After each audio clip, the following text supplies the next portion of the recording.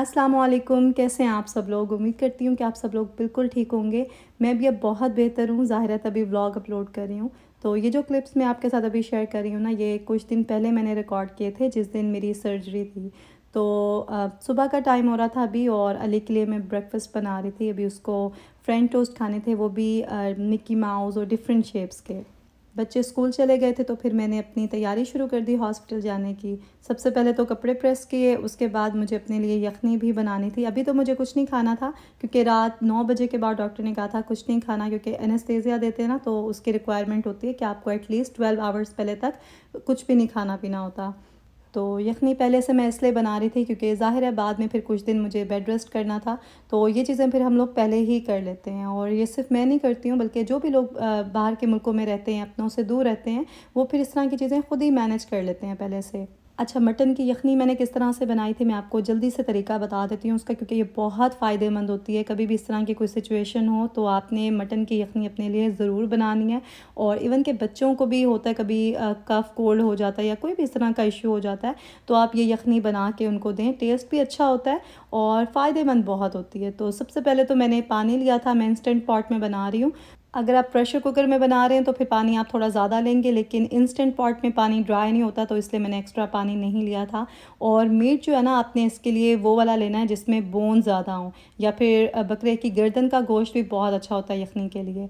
हम यहाँ पे ना कीमा लेते हैं, तो उसके साथ जो बोन्स होती हैं ना, वो फिर मैं अलग से ले लेती हूँ क्योंकि इतना उस पर भी मीट लगा होता है। तो कभी मैं पुलाव बना रही हूँ, उसकी यखनी में ऐड कर देती हूँ उस तरह की बोन्स। और इस तरह से अगर मैंने यखनी बनानी है तो उसके लिए तो बेस्ट रहती हैं ये वाली बोन्स, क्योंकि अच्छा खासा मीट इनके साथ भी लगा होता है और मेन तो हमें वही बोन्स ही चाहिए होती हैं।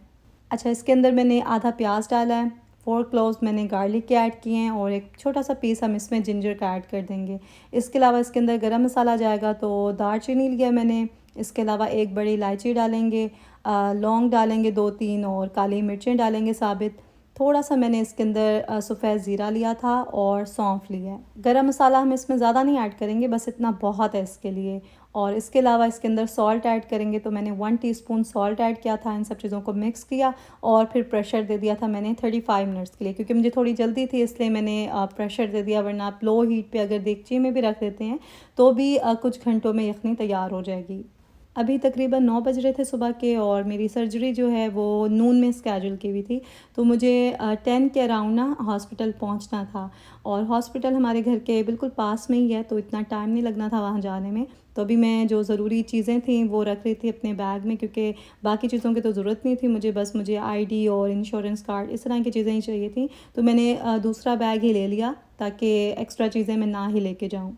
बस इसके बाद मैंने चेंज किया और कंफर्टेबल से कपड़े पहने थे मैंने, क्योंकि हॉस्पिटल जाते साथ मुझे दोबारा से चेंज करना था। तो यखनी भी रेडी हो गई थी, इंस्टेंट पॉट मैंने बंद कर दिया था और हम रेडी होके हॉस्पिटल चले गए थे। मेरे साथ मेरे हस्बैंड थे, बच्चे स्कूल में थे, बच्चों को नहीं बताया हुआ था ताकि वो ईज़ी रहें। और बस हॉस्पिटल जाते साथ उन्होंने ब्लड वर्क किया, मैंने गाउन पहना। फिर बारी बारी डॉक्टर्स आते गए और बताते रहे कि क्या प्रोसीजर होगा, क्या करेंगे ये लोग। अच्छा, यहाँ पे डॉक्टर्स ना हर चीज़ ओपनली बताते हैं डिटेल में कि आपके साथ क्या होने वाला है, आप लोग फील क्या कर रहे होंगे उस टाइम पे, और उस चीज़ के साइड इफ़ेक्ट्स क्या होंगे। लाइक एनेस्थेसिया के लिए जो डॉक्टर आए थे उन्होंने भी हर चीज़ डिटेल में बताई थी। अच्छा, सबसे पहले तो उन्होंने मुझसे पूछा कि आप शेक हैंड करती हैं, क्योंकि मैंने स्कार्फ लिया हुआ था तो उससे उन्होंने गेस कर लिया कि ये मुस्लिम है। तो मुझसे जब पूछा मैंने आंसर किया कि नहीं, मैं नहीं शेक हैंड करती क्योंकि मैं मुस्लिम हूँ। तो आगे से उन्होंने कहा कि हाँ, लेकिन कुछ मुस्लिम शेक हैंड करती हैं ख़वातीन और कुछ मुस्लिम ख़वातीन शेक हैंड नहीं करती हैं, तो इसलिए मैं आपसे पूछ रहा हूँ। मैं उस टाइम दिल में सोच रही थी कि मैं भी पहले उन्हीं ख़वातीन में से थी जो शेक हैंड कर लेती थी, क्योंकि यहाँ पे ट्रेंड है, किसी भी ऑफ़िस में जाते हैं आप या डॉक्टर्स के पास जाते हैं तो शेक हैंड करते हैं। वो ये नहीं देखते कि मेल है या फ़ीमेल है। तो जब आप नए नए आते हो फ़ॉरेन कंट्रीज़ में तो आपको इस चीज़ का इतना पता नहीं होता, तो जब भी कोई आपके आगे हाथ बढ़ाता है हाथ मिलाने के लिए, तो उस टाइम आपको लगता है कि आप अगर शेक हैंड नहीं करेंगे तो रूड लगेगा, तो इसलिए आप कंफ्यूज होकर या किसी भी तरह से शेक हैंड कर लेते हैं। बाद में चाहे आपको बुरा लग रहा हो, जो भी फील हो रहा हो, लेकिन उस टाइम पे आप कर लेते हैं। आहिस्ता आहिस्ता फिर आपको चीज़ों की समझ आने लगती है और हिम्मत आप में तब आती है जब आप ये सोचते हैं कि कितना गलत है ये और कितना गुनाह मिलेगा आपको इस चीज़ का। तो खैर, ये कि हिजाब लिया हो ना अगर, तो फिर ये लोग शेक हैंड नहीं करते हैं या फिर एटलीस्ट पूछ लेते हैं और अंडरस्टैंड करते हैं उस चीज़ को, क्योंकि नॉलेज इनके पास भी बहुत होता है इस्लाम से रिलेटेड। अच्छा, यहाँ पे ये इन्होंने मुझे एंटीबायोटिक दी थी ताकि कोई इन्फेक्शन ना हो, तो एक मैंने सर्जरी से पहले ली थी और 2 इन्होंने सर्जरी के बाद भी दी थी मुझे। तो बस इसके बाद मुझे ले गए थे ऑपरेशन थिएटर में, एनेस्थीसिया दिया, उसके बाद मुझे नींद आ गई थी और जब मेरी आँख खुली तो मैं रिकवरी रूम में थी और तब थोड़ा-थोड़ा मुझे कुछ याद है, इतना डिटेल्स याद नहीं है। बस मैं पूछ रही थी बार-बार कि हो गया है और यही कह रही थी कि मुझे पता ही नहीं चला। मेरी सर्जरी जो है वो गायनेकोलॉजी से रिलेटेड थी, तो ज़्यादा डिटेल्स में नहीं जाऊँगी मैं। बस यहाँ पे अब मैं अपने रूम में वापस आ गई थी, कुछ घंटे गुज़र चुके थे सर्जरी के बाद, मैं अपनी सेंसेस में थी अभी और करने के लिए कुछ भी नहीं था, बस मेरा फ़ोन था पास में। मेरे हस्बैंड अभी गए थे बच्चों को लेने के लिए स्कूल से, क्योंकि ज़ाहिर है ये सारी ड्यूटीज़ भी उन्होंने ही देनी थी और मैं बस वेट कर रही थी। कुछ समझ में नहीं आ रहा था, कभी मैं सो जाती थी, कभी उठ जाती थी और ये था रिमोट मेरे हाथ में कि नर्स को अगर बुलाना हो तो मैं ये बटन दबा दूँ। 1 घंटा तो इन्होंने रिकवरी रूम में रखा था मुझे, उसके बाद फिर रूम में शिफ्ट कर दिया और थोड़ी देर के बाद फिर नर्स आई कि आप कुछ खा लें, तो ये क्रैकर्स दिए थे उन्होंने मुझे। दिल नहीं कर रहा था बिल्कुल भी खाने को कुछ भी, लेकिन ज़ाहिर है इन्होंने देखना होता है कि पेशेंट जो है वो खा पी सकता है, सब कुछ नॉर्मल है, तो मेक श्योर करना था, इसलिए फिर थोड़ा-सा क्रैकर लिया मैंने।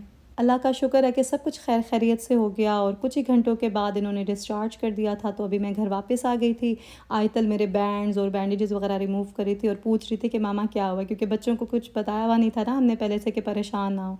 तो बस हल्का सा ही बताया इनको कि एक छोटी सी सर्जरी थी और अब मैं बिल्कुल ठीक हूँ, बस आपने केयर करनी है मेरी। शाम में मैंने थोड़ी सी यखनी ली और ब्रेड का स्लाइस भी ले लिया था, क्योंकि सॉफ्ट डाइट ही लेनी थी अभी मुझे। और उसके बाद फिर मैंने नेक्स्ट डे तो कोई क्लिप नहीं लिया था, ये उससे अगले दिन का क्लिप है, तो रेस्ट ही कर रही हूँ आजकल मैं, और कुछ करने को ख़ास है नहीं। अच्छा, वैसे जब हम बिल्कुल ठीक होते हैं, अपने रूटीन के काम कर रहे होते हैं, तो हमें रेस्ट करना, थोड़ी देर बैठ के फ़ोन यूज़ करना बहुत अच्छा लग रहा होता है। लेकिन इस तरह की सिचुएशन में ना आपको फ़ोन, टीवी कुछ भी नहीं अच्छा लग रहा होता। ये शुक्र है कि आगे वीकेंड था तो बच्चे घर पे ही थे, उनके साथ काफ़ी अच्छा टाइम मेरा गुज़र गया, वरना मैं बहुत बोर होती, क्योंकि काम वगैरह मैंने करने नहीं थे। 2 दिन तो मेरे हस्बैंड ने अकेले ही सारा कुछ मैनेज किया। खाना मैंने वैसे पहले से बना लिया था, लेकिन ज़ाहिर है और भी छोटे-छोटे इतने काम होते हैं, बच्चों को देखना होता है, तो वो सब उन्होंने ही किया था। थर्ड डे फिर मेरी तबीयत काफ़ी बेहतर हो गई थी और मैंने अपने लिए दोबारा से यखनी बनाई, क्योंकि इससे बहुत हेल्प होती है, आपको ताकत भी आती है और क्योंकि सॉफ्ट डाइट है ये, तो आपको प्रॉब्लम भी नहीं होती है, क्योंकि आप रेस्ट कर रहे होते हो, चल फिर भी नहीं रहे होते हो, तो इस तरह की डाइट ही आपको लेनी चाहिए जिससे आपको फिर बाद में प्रॉब्लम ना हो। शाम के लिए फिर मैंने मिक्स वेजिटेबल्स बना ली थी और राइस बॉयल कर लिए थे, क्योंकि 2 दिन तक तो सबने कीमा खाया था, अभी थर्ड डे था और अभी भी वैसे बचा हुआ था, लेकिन मैंने सोचा कि ये बना लेती हूँ, बच्चे भी शाम में खा लेंगे और मेरे लिए भी ठीक रहेगा ये। आजकल एक न्यू ड्रामा देखना शुरू किया है मैंने, उम्मे आयशा। थोड़ा डिफरेंट सा है, रिलीजियस टच भी है, तो अच्छा लगा है मुझे और आयतल को भी साथ ही दिखाती हूँ मैं, क्योंकि इसको भी शौक हो गया था ना, पिछले दिनों ड्रामा देखती थी अम्मी के साथ। अभी अम्मी तो वापस चली गई हैं पाकिस्तान, उन्हें था कि रमज़ान से पहले मैं अपने घर वापस चली जाऊँ। तो आयतल को फिर होता है कि जो ड्रामाज़ वो देख रही थी अम्मी के साथ, वो उसने कंटिन्यू करने हैं। तो अब मैं कोशिश कर रही हूँ कि इसको आहिस्ता-आहिस्ता इन ड्रामाज़ की तरफ लेके आऊँ, जिससे देखने से कोई फ़ायदा भी हो। क्योंकि बच्चों पे तो बहुत असर होता है जो भी चीज़ वो देखते हैं। तो बस अभी अली के साथ मैं ये गेम खेल रही थी, ये इसको बर्थडे पे मिली थी ना जो गेम्स, तो वही आजकल खेल रहा है। कोशिश कर रही हूँ कि स्क्रीन टाइम इनका कम से कम हो और मैं ही ज़्यादा टाइम दूँ इनको, क्योंकि अभी मुझे ज़ाहिर है काम वगैरह भी हैवी इतने कोई नहीं करने, तो जो ज़रूरी काम होते हैं वही कर रही हूँ आजकल मैं, और बच्चों के साथ ही फिर मैं टाइम गुजार लेती हूँ इस तरह से। मेरी कोई इतनी मेजर सर्जरी नहीं थी और रिकवरी भी अल्हम्दुलिल्लाह हो रही है साथ-साथ, लेकिन एहतियात जो है ना वो ज़रूरी होती है, तो इसलिए आजकल कोशिश कर रही हूँ कि ज़्यादा से ज़्यादा रेस्ट करूँ और जो बस ज़रूरी काम है, कुकिंग से रिलेटेड होते हैं ज़्यादा काम जो मैं कर लेती हूँ, बाकी क्लीनिंग वगैरह तो ये सब देख लेते हैं। नेक्स्ट डे ना मेरा दिल कर रहा था कि मैं कुछ मीठा खाऊं, लेकिन ज़ाहिर है अभी मैं अनहेल्दी चीज़ें अवॉइड कर रही हूँ, कोशिश कर रही हूँ कि हेल्दी डाइट लूँ ताकि जल्दी रिकवर करूँ और जो वीकनेस हुई है वो भी ठीक हो जाए जल्दी से। तो मैंने एक न्यू रेसिपी ट्राई की अपने लिए जो कि बहुत ही टेस्टी बनी, इसलिए मैं आपके साथ भी शेयर कर रही हूँ। आप लोग इफ्तार में या सहर में भी खा सकते हैं, बहुत हेल्दी है। सबसे पहले तो मैंने थोड़े से पानी में ना ओट्स ऐड करके उसे 5 मिनट्स के लिए कुक किया। जब ये सॉफ्ट हो गए थे तो फिर मैंने इसके अंदर मिल्क ऐड किया और इसको हल्की आंच पे ना कुक होने के लिए रख दिया था 10 टू 15 मिनट्स के लिए। जब ये बिल्कुल सॉफ्ट से हो गए थे तो फिर मैंने इसके अंदर कुछ ड्राई फ्रूट्स और डेट्स ऐड की थी। अच्छा, ये जो रेसिपी है ये इंस्पायर्ड है तलबीना से। तलबीना के फ़ायदे आपको पता ही होंगे और हमारे नबी पाक सल्लल्लाहु अलैहि वसल्लम की सुन्नत भी है। दिल तो मेरा कर रहा था कि मैं तलबीना बनाऊँ अपने लिए, लेकिन मेन इंग्रेडिएंट ही नहीं था मेरे पास, इसलिए फिर मैंने उसको रिप्लेस कर लिया ओट्स से, क्योंकि ये तो घर पे होते ही हैं। तो ये भी हेल्दी होते हैं और टेस्टी भी होते हैं। तो जो मीठा खाने की क्रेविंग हो रही थी वो भी इससे ठीक हो गई, और इसके अलावा ये कि सेहत के लिए भी ये बहुत अच्छी हैं सब चीज़ें। इसमें चीनी भी नहीं डलती, कोई भी ऐसी चीज़ नहीं है जो आपकी हेल्थ के लिए अच्छी ना हो, सभी चीज़ें बहुत बेनिफिशियल हैं। ड्राई फ्रूट्स आप इसमें कोई से भी अपनी पसंद के डाल सकते हैं। मैंने इसमें पिस्ता, बादाम और वॉलनट्स डाले थे, इसके अलावा खजूरें डाली थी, और लास्ट में मैंने ना कोकोनट भी इसके ऊपर थोड़ी-सी डाल दी थी। मुझे क्योंकि पसंद है कोकोनट, तो उसका फ्लेवर मुझे हर चीज़ में ही अच्छा लगता है। नट्स वगैरह डालने के बाद ना हम इसे मज़ीद कुक करेंगे 10 मिनट के लिए। बिल्कुल लो हीट पे आपने इसे कुक करना है और कवर करके कुक करना है, ताकि ये सॉफ्ट भी हो जाए नट्स, और इनका जो फ्लेवर है वो अच्छे से आ जाए उसमें। तो इसको आप ठंडा करके खाएँ या फिर ऐसे रूम टेम्परेचर पे खाएँ, बहुत टेस्टी लगता है। आज का व्लॉग मैंने स्पेशली उन लोगों के लिए अपलोड किया है जो इस तरह की सिचुएशन से गुज़रे हैं। तो आई होप कि आपको इससे थोड़ी-सी मोटिवेशन मिली होगी, क्योंकि ये तकलीफ़ें, परेशानियाँ, ये सब हमारी ज़िंदगी का हिस्सा है। तो कभी भी इस तरह की कोई सिचुएशन आए तो आपने स्ट्रॉन्ग रहना है, अल्लाह का शुक्र अदा करना है हर हाल में। बस अपना बहुत ज़्यादा ख़्याल रखें, दुआ में याद रखें। मैं मिलूँगी आपसे नेक्स्ट व्लॉग में। अगर वीडियो पसंद आई है तो इसे लाइक ज़रूर कर दें। अल्लाह हाफ़िज़।